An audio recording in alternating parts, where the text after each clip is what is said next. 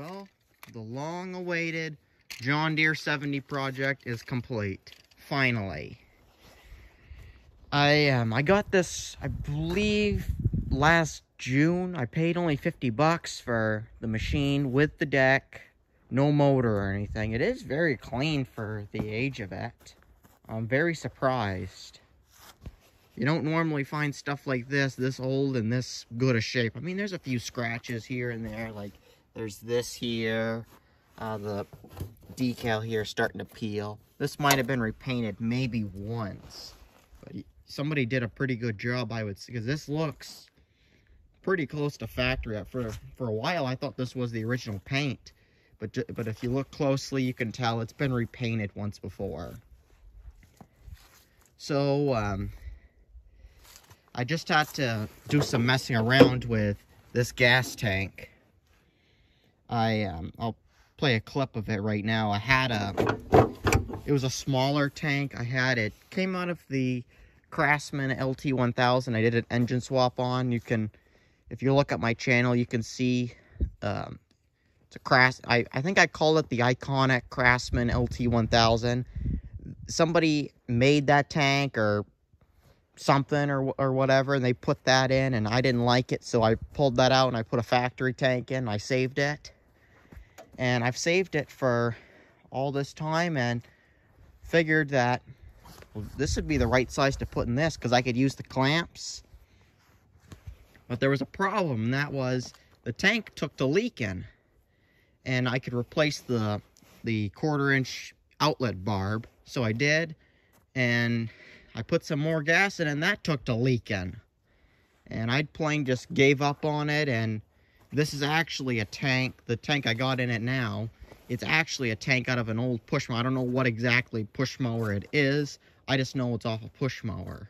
And I tried to get the clamps to clamp it on. I wasn't successful at it at all. I tried, and it's just hard to make something work on a machine this old. Especially since I didn't get the original motor, I didn't get the tank, nothing. I bought this basically as a shell with no motor. But I did, it does work. It's just, you know, you can see it kind of just sits in there, it kind of floats. And you kind of have to set it in the right place to get the hood to close. It doesn't close all the way. If you look right here on the gap, it doesn't close all the way now, but it's pretty close. And when you open the hood, it sticks to the hood. This is the best I can do with what I've got. I don't have another tank that'll fit. This is the second closest match I have. But this is, I guess, this is kind of the stuff that you have to deal with and expect when you're messing with something this old.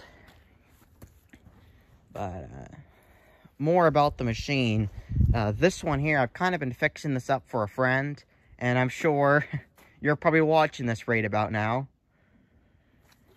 But anyway, I'm good friends with him, and he was thinking of have this going. He thought about mowing his lawn with it at one point, but like I told him, you know, where it's so small, without the original motor. Because it used a different unique system to get the blades to spin. And we ended up agreeing on, I'll get this so this runs and drives. And what he's kind of buying it for is, well, more or less for his son. He's hoping when his son gets older, he'll be interested in running something like this, just as something to kind of have him run around in the yard with. And I know you're probably itching, what did I do for a motor? Now, these little John Deere 70 tractors, these had a Tecumseh. I don't know what exactly model or the horsepower or anything. I just knew it was a Tecumseh. Now, obviously, I threw a 11-horse Briggs & Stratton flathead out of a Craftsman. In fact, it's that Craftsman right there. This is actually the second motor I put in it. The first motor I had came off this. This is just one of these older MTD, Yard Machine, Yardman, Agway, a bunch of different names. Had an 11 horse Briggs IC. I pulled it out, I stuck it in the 70. Run good, but it took to leaking oil. Leaked more oil than it did burning gas. And I knew it wasn't a good motor to throw in this, so I knew someone from a couple of towns over, and I looked through their whole yard, and I managed to buy that off of them. Now I know what you're thinking, what did this cost me for a motor? Well, I got, this is a 4-speed Craftsman 36-inch deck. Obviously it's missing. I bought this, and I got this deck here, this John Deere one on top. But of course I'm planning to throw this on something come spring. You're gonna have to wait, watch, and see what this deck is gonna go on to. Obviously a John Deere. But for the two, I paid $100, which I figured, you know, $50 for the mower, $50 for the deck. So, as far as parts go, I really don't have much into this. I made my own electrical system. This is kind of the battery wire it's just kind of sitting there. It's just kind of so I could test the headlights to see if it worked. But all the rest of these wires I made. I used a 4-post solenoid because there really wasn't much to ground to, so I got a ground wire here, and the other one is the trigger wire that tells it to contact. And the battery was off another junk mower I had.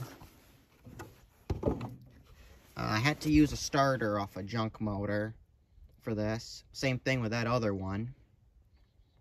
Now, as far as Briggs & Stratton engines, at least to fit in this little 70, and I think John Deere made a 60 too.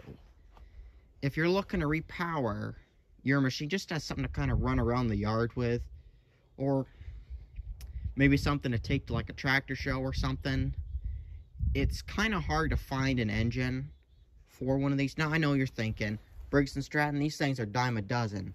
Well, there's kind of an issue with that, and that is you have to have an older style Briggs & Stratton. For instance, you need one, say, take for instance on this old Simplicity. This is an older style Briggs flathead. Now, what makes this so special? If you look on the back here, there's no, it's flat, it's smooth on the back. I can run my hand across it, it's smooth. If you look at a newer style, like say what's on this yard machine, if you look down in there, right in the center, if I can get my hand in there, right there, there's an extra stud for the oil pan. And I actually had another one of these engines off another Craftsman, actually. I unbolted it. I was ready to drop it in here, and I struggled with it, before finding out that that little stud is what I was catching on. And because it bolts to the oil pan, I didn't want to cut it off because I didn't want to risk ruining the pan. Or the sump, I should more or less say. So I went to finding a motor that would fit. So the hardest thing was just locating and finding an engine that would fit this.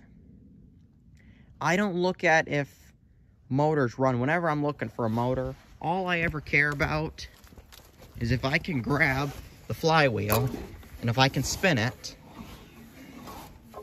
one compression, so I can feel that the cylinder is moving. It is connected, and you can feel that you can feel the cylinder moving, there's compression. So rest of it is really minor to me. Like the starter's out, carburetor's dirty, bad coil, that's all minor to me. I just want something that has compression. I did also change the oil in this. Of course, you're bound to with whenever you're doing an engine swap anyway. Tire, I believe these are the original tires, and it's surprising since none of these really have dry rot in them. Plenty of tread. Oh, this one has a little bit of weather crack in it. Really, for as old as this machine is, and they all still hold air, this is amazing. Seat, I reckon somebody has changed this. It is a nice seat, I gotta say. to put on a nice older machine like this. Like I've said before, deck is just on here for looks. It hooks up to this lever. This is what controls the lift.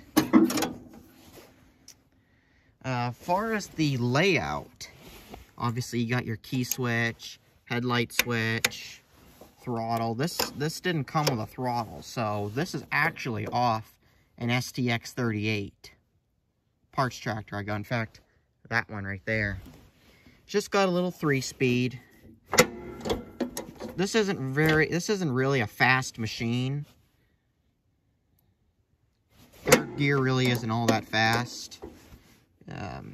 You got a clutch and a brake. It's separate. This right here was the PTO, but since, you know, there's no way for me to get that to work, it's just kind of sitting there. And now on the side here, this is the parking brake. It locks the brake pedal down. At least it should have.